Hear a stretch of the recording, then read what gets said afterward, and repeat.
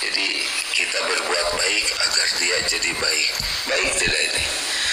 Baik, tapi kurang ikhlas.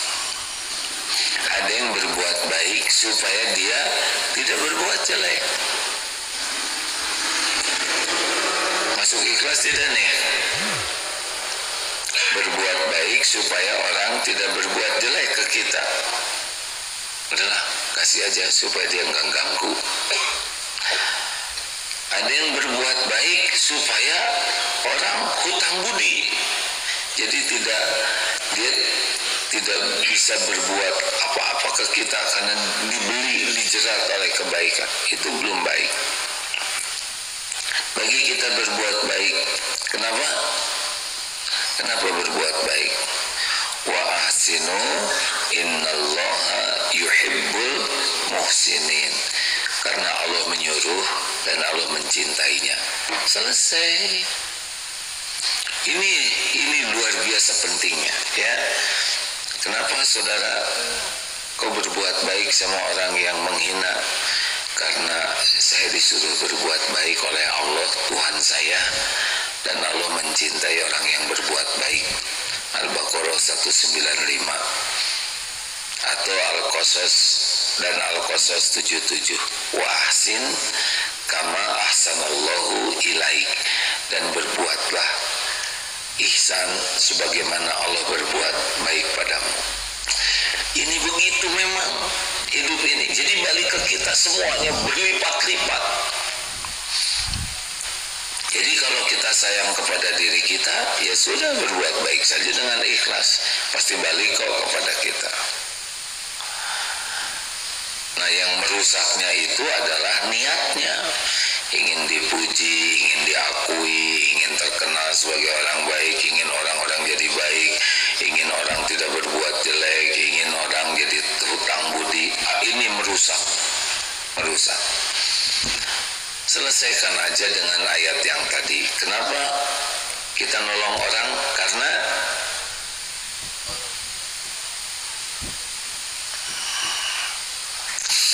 kenapa? Karena Allah menyuruh dan Allah menyukainya. Jadi disebutlah ibadah. Kenapa berbuat baik ke orang tua? Karena diperintahkan Allah dan Allah menyukainya. Selesai di sana. Jadi berbuat baik ke orang tua bukan karena orang tua berbuat baik ke kita, bukan. Kalau begitu nanti orang tua yang kurang baik jadi nggak dibaikin dong, kan? Ya kan? Benar, orang tua melahirkan itu ibu, ya, karena bapak enggak. Kalau berbuat baik karena kebaikan orang tua kurang bagus, walaupun itu masih wilayah syukur, ya. Kita berbuat baik karena Allah nyuruh. Coba kalau berbuat baik ke orang tua karena orang tuanya berbuat baik, gimana ada orang tua yang belum bisa berbuat baik banyak ke anaknya? Apakah kita harus tidak berbuat baik? Tidak, tetap berbuat baik. Kenapa? Karena Allah memerintahkan dan Allah menyukai. Di kantor jujur. Kenapa saudara jadi karyawan, jadi pedagang kok jujur? Jawabannya apa?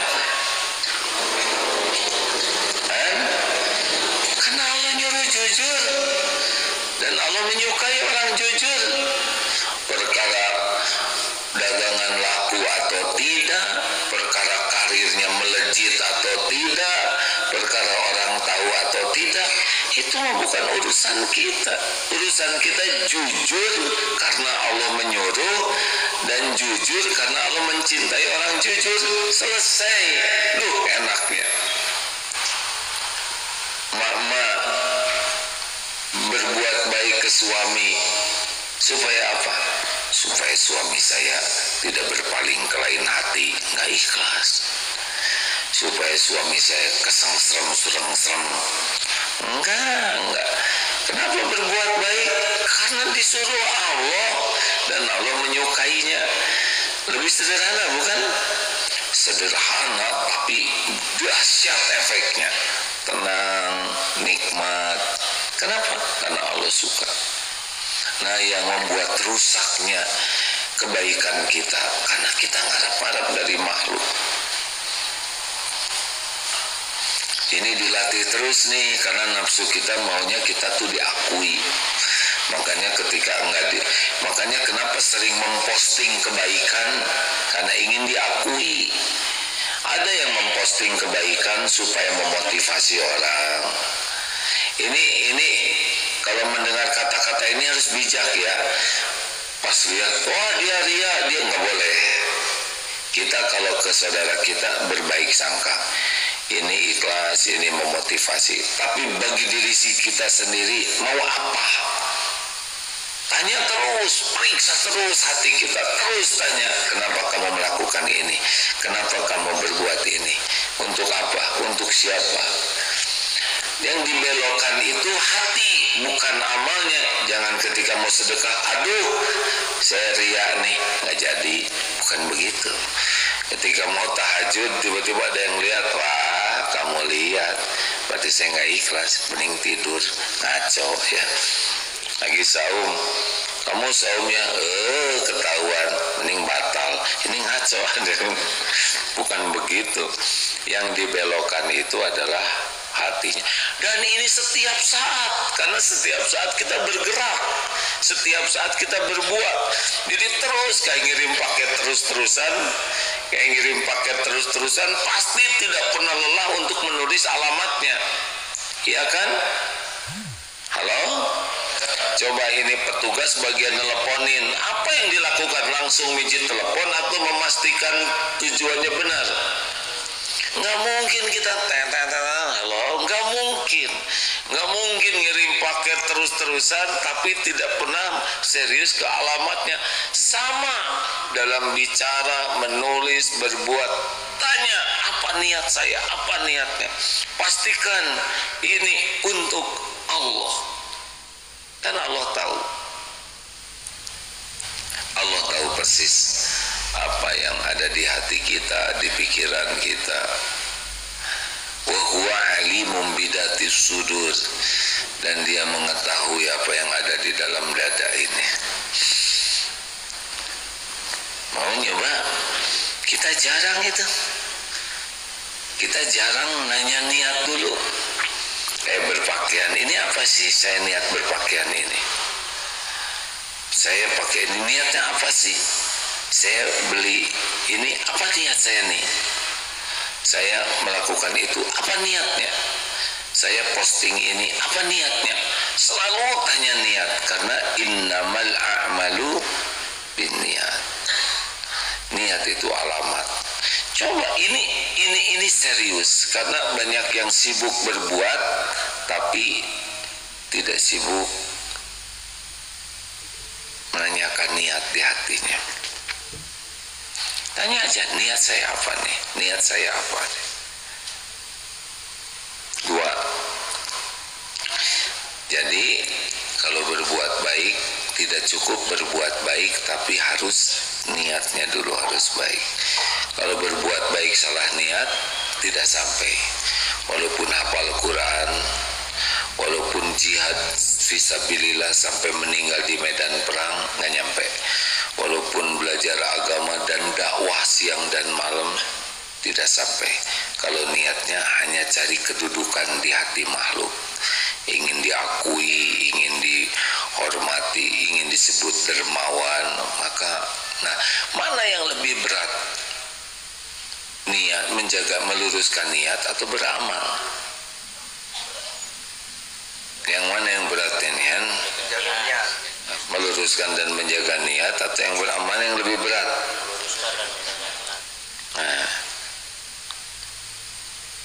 Nafsu itu sukanya kita dipuji orang. Banyak yang berbuat kebaikan, banyak juga ya enggak? Ini kan ada dulu waktu datang ke calonnya bawa bunga ya kan? Padahal bunga itu metik dari kebun orang.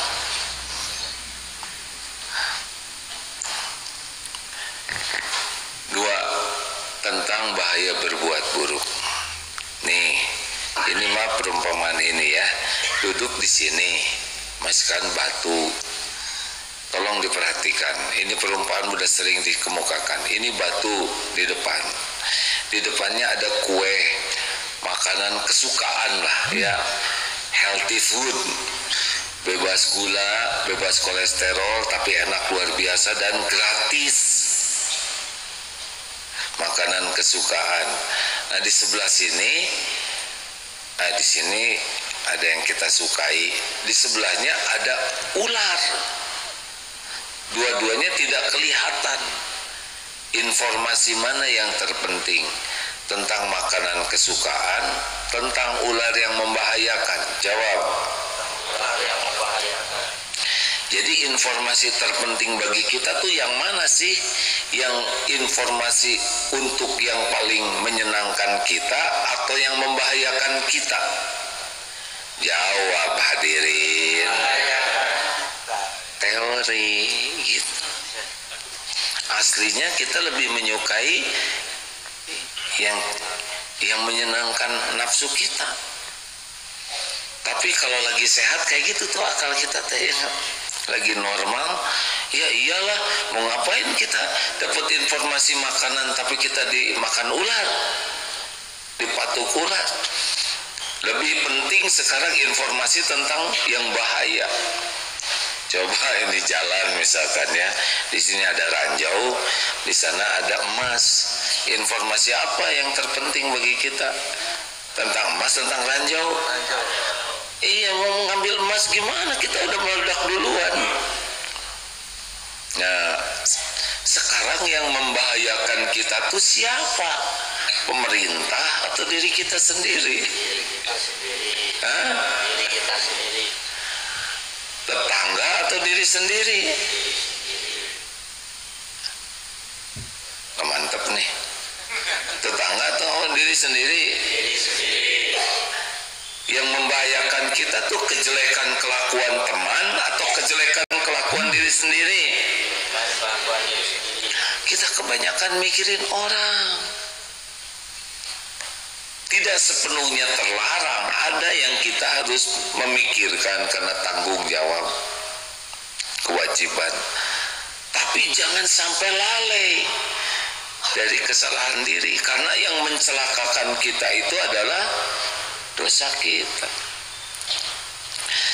Coba dosa orang yang mikul siapa? Ya dia sendiri, betul tidak? Ini suami istri nih, nanti di akhirat dihisab, masing-masing akan ketemu dengan amalnya. Makanya kalau jadi istri jangan ribet dengan mencari menyelidiki kesalahan suami sampai lupa kepada kesalahan sendiri, karena nanti yang akan mengancam itu adalah dosanya sendiri. Kalau suami bagaimana? Kalau suami dua-duanya juga. Dosa istri bisa dipikul suami kalau suaminya enggak amanah karena kepala keluarga. Jadi keterampilan yang harus kita miliki sekarang adalah keterampilan menyelidiki.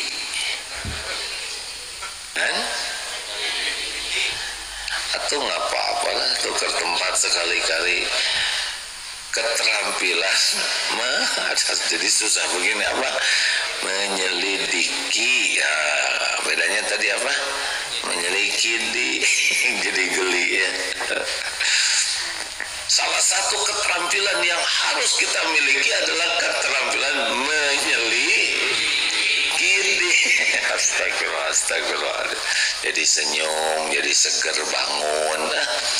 Dikasih ilmu yang manfaat tidur, dikasih omongan sia-sia bangun. Aneh pisan. Ya kan, dari tadi ngomongnya lurus-lurus aja gini, giliran nyelikidi bangun. Dunia teh aneh. Astagfirullahaladzim. Saya ngomong apa tadi? Jadi, astagfirullahaladzim, kita harus punya keberanian dan keterampilan menyelidiki terus yang mengancam kita. Siapa? Dosa dan kekurangan kita.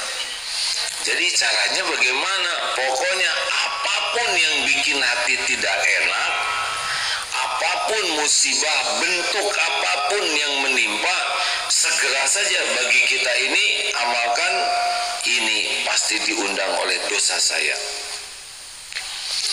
Jadi sekarang kita kalau ada yang gak enak, ini dosa saya nih. Ya dalilnya udah sering dibahas lah ya. Al-Isra ayat berapa? Asyura ayat 30 dan An-Nisa 79. Wa ma asobaka min sayyi'atin famin nafsi. Pokoknya apapun ini diundang oleh dosa saya. Nabi kan tidak punya dosa, tapi kok banyak juga ujiannya. Itu beda kapling, itu nambah mengangkat derajat. Ini bagi kita untuk tawadu kan nggak bisa. Ada masalah orang ngangkat nih derajat, bukan. Ini dosa, hadirin. Jadi mulai sekarang terus luangkan waktu. 5 cara, masih ingat 5 cara jadi kini semua menyelidiki ya. 5 cara. 1, selalu luangkan waktu untuk tafakur. Ini pernah disampaikan. Jadi tiap habis tahajud tuh, ya Allah, saya ini pemarah bukan, saya pelit tidak. Tulis, saya mata tidak terjaga, kebanyakan ngomong sia-sia, guraunya gurau yang tidak manfaat. Saya ria, suka pamer. Apa sih niat? Saya ini ngaco, ngomongnya suka berlebihan, pakai bohong. Saya suka nyakitin orang. Terus diurut dari mulai mikir, mata, telinga, mulut, periksa. Kalau berani menulis tentang diri, ini keren banget, ini keren banget. Kalau orang sudah berhasil jujur melihat dirinya sendiri, apa coba yang terjadi? Tidak menikmati pujian karena ada yang cocok, dan tidak terluka oleh cacian.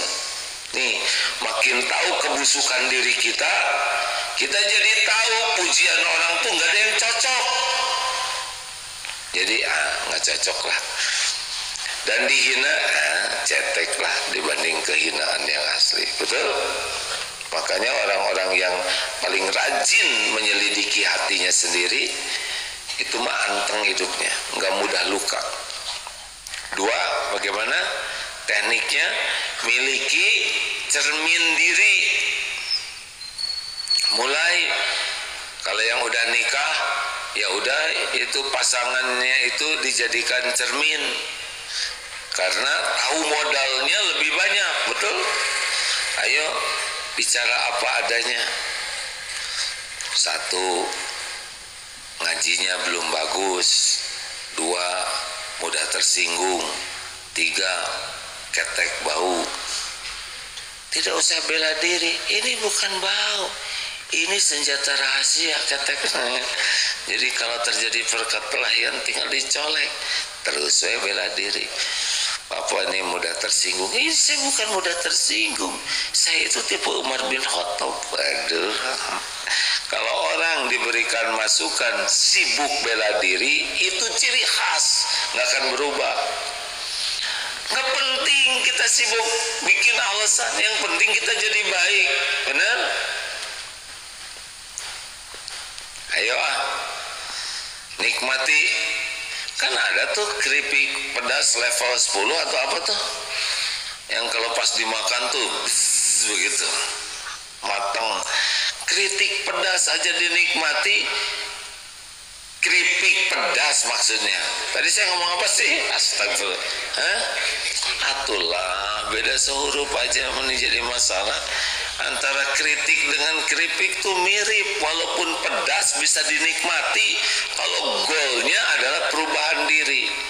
Udah nggak usah banyak alasan, kalau dikasih masukan tuh syukuri sebagai terkabulnya doa.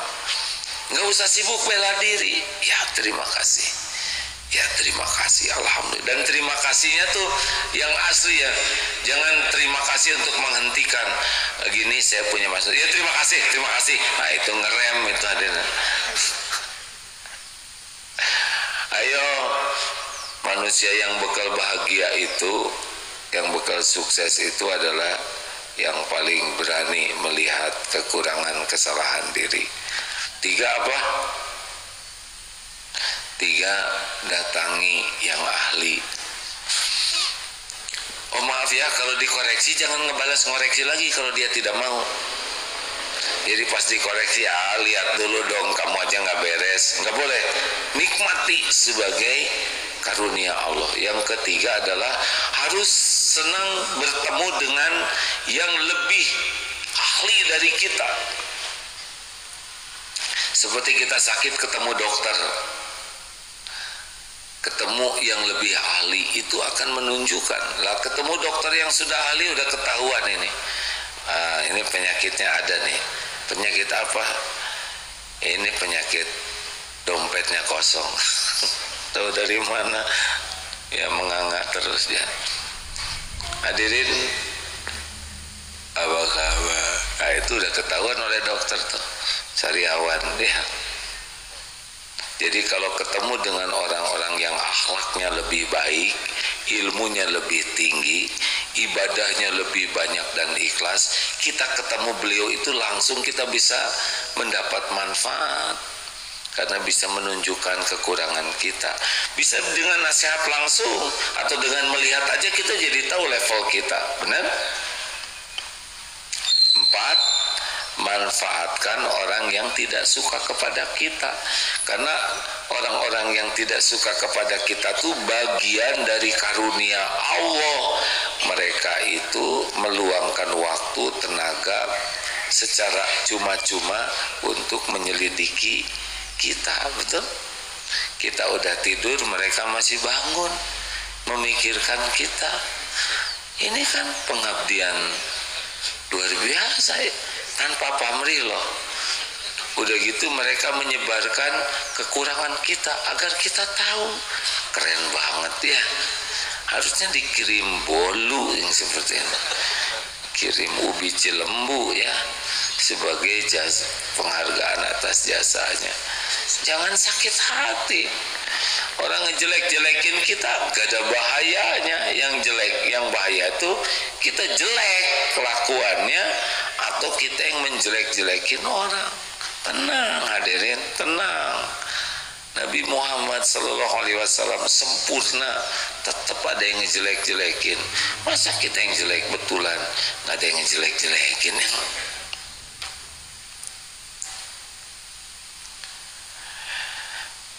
Teori mah enak ya, praktek lebih enak lagi.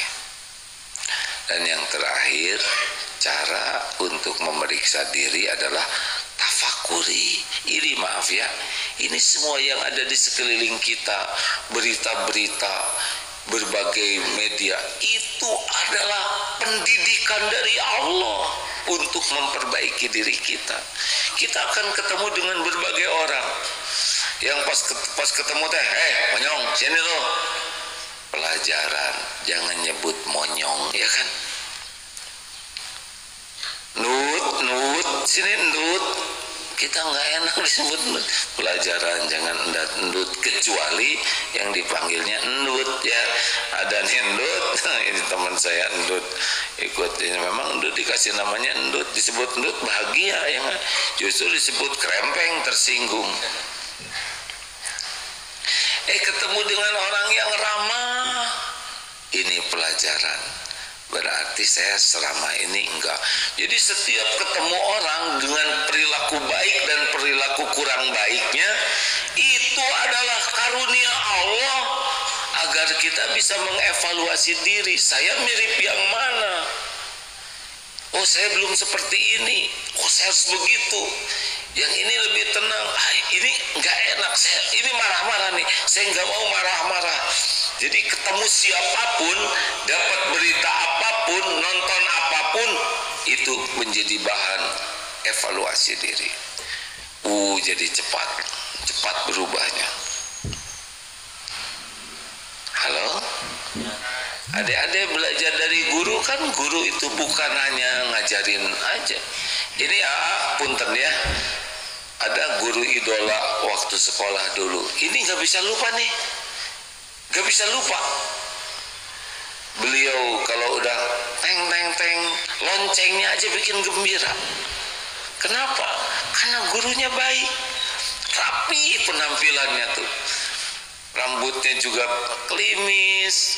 Ini guru lelaki nih ya, harum, selalu senyum, sopan, Masya Allah. Ini nggak bisa hilang ini dalam memori ini.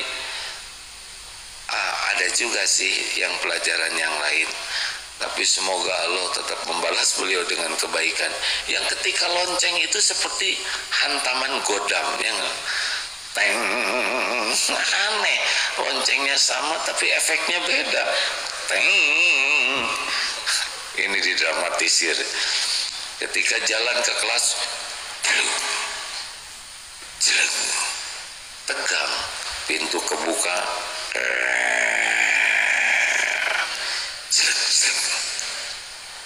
keluarkan kertas lembar. Oh, diajak dengerin Quran, tidur. Diajak denger yang mengaum, bangun. Aneh.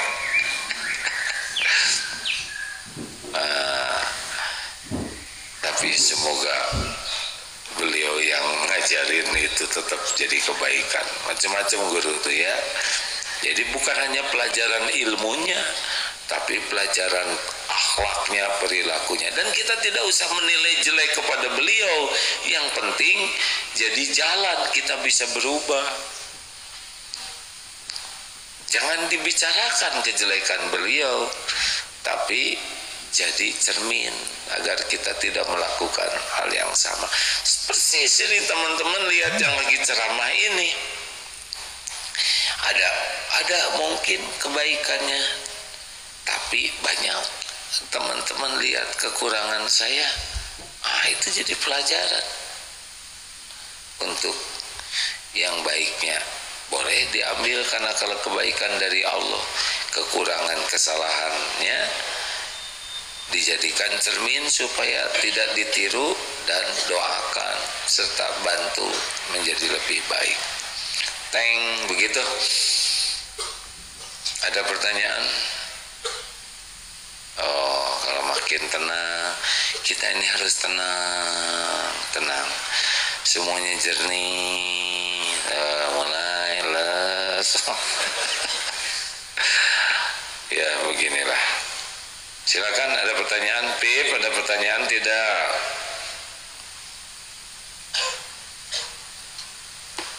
Mau bertanya? Boleh pakai mikrofon, ya.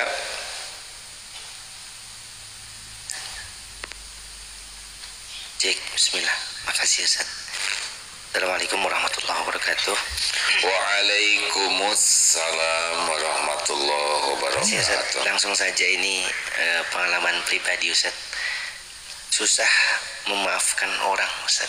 Susah memaafkan orang. Ada satu kasus yang tetap terngiang gitu Ustaz. Terngiang? Ya, karena memang pahit gitu Ustaz. Pahit.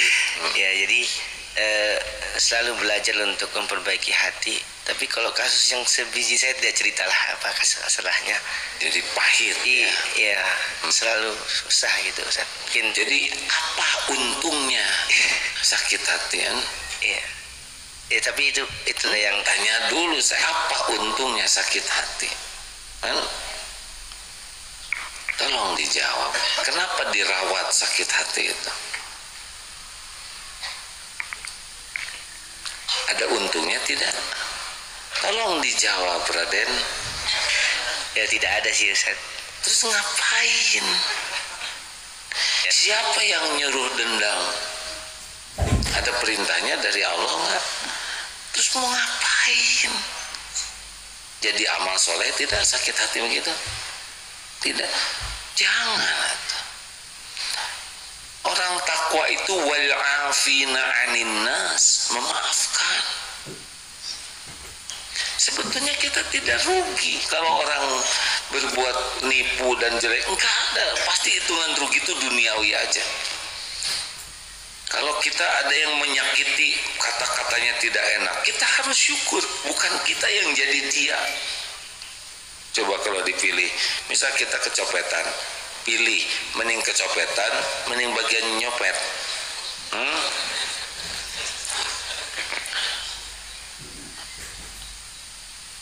Kita bersyukur, bukan kita yang berbuat zolim.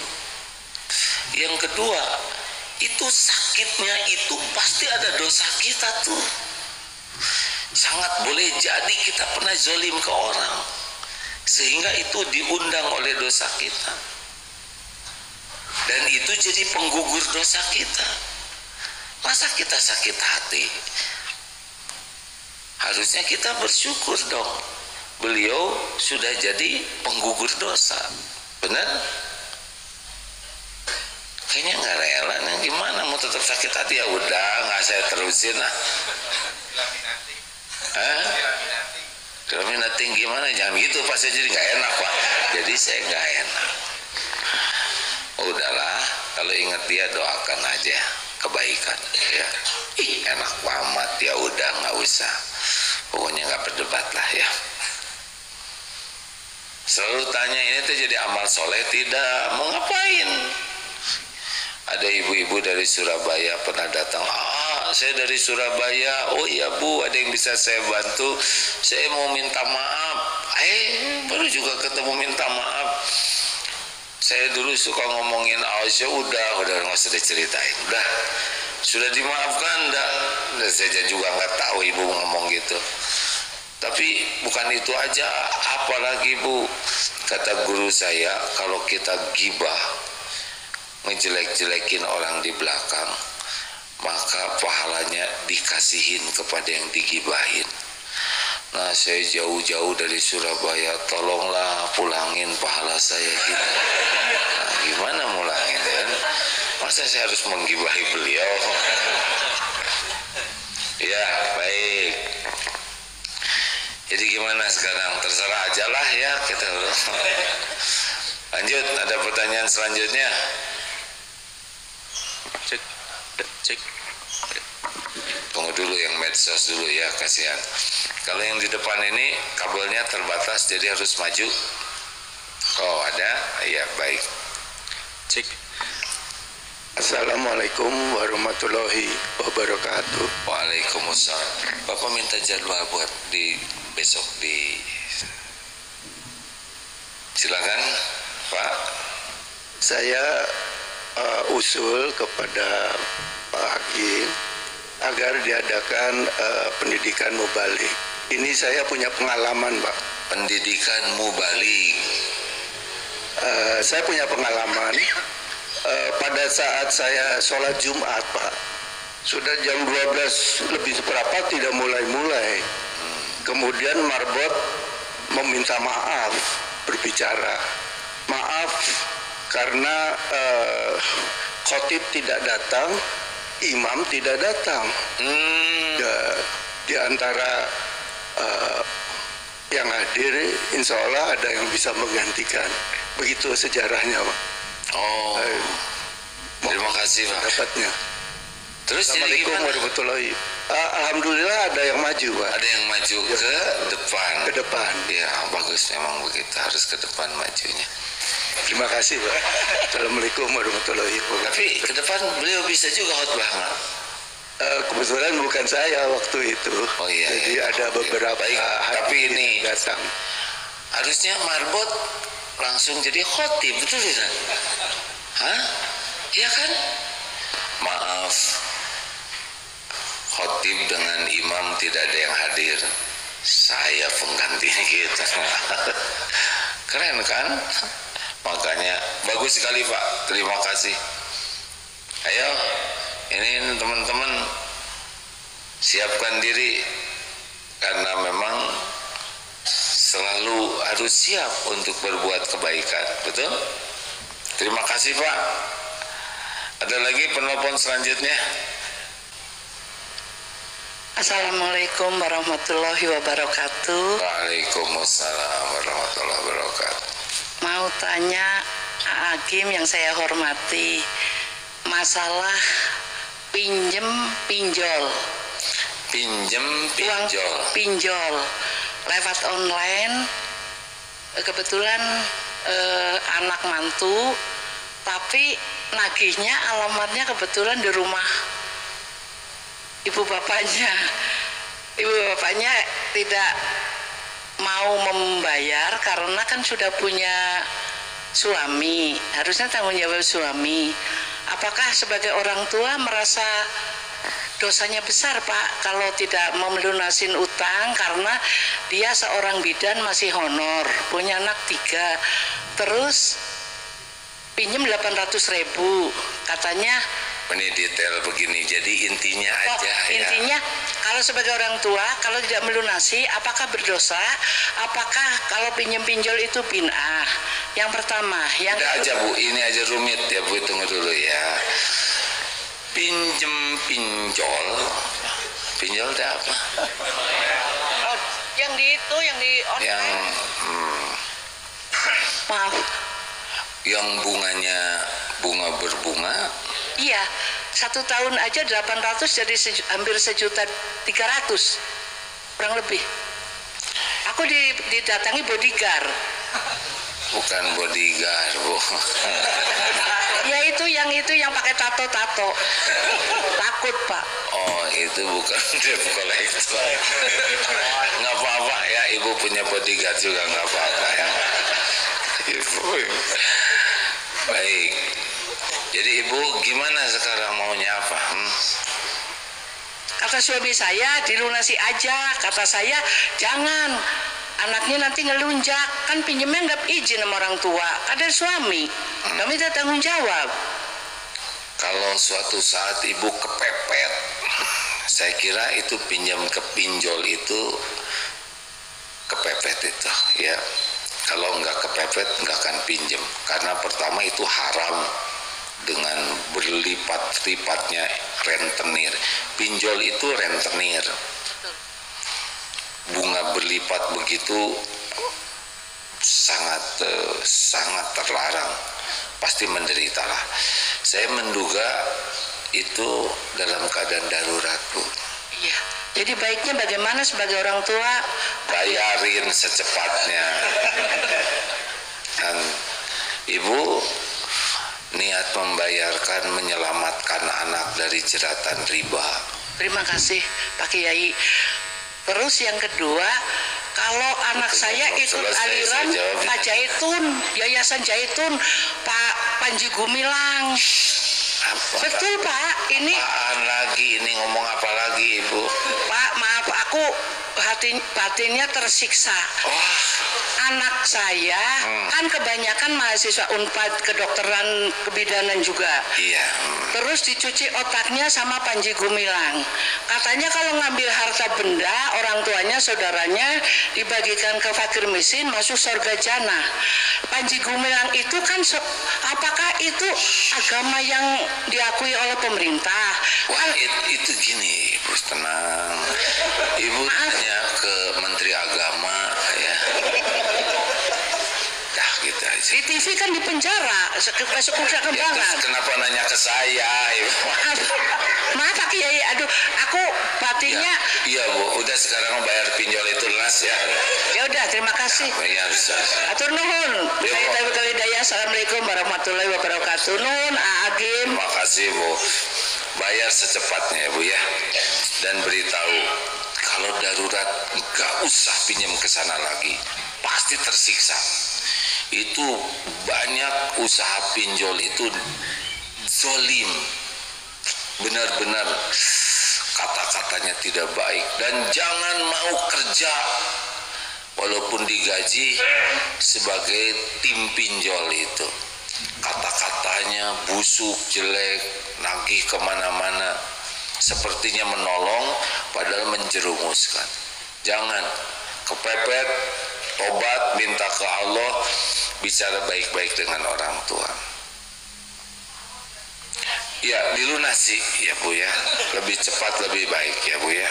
Nggak akan ngelunjak Bu, insya Allah. Kalau Ibu ikhlas diganti oleh Allah. Ikhlas. Ada nggak uangnya Bu?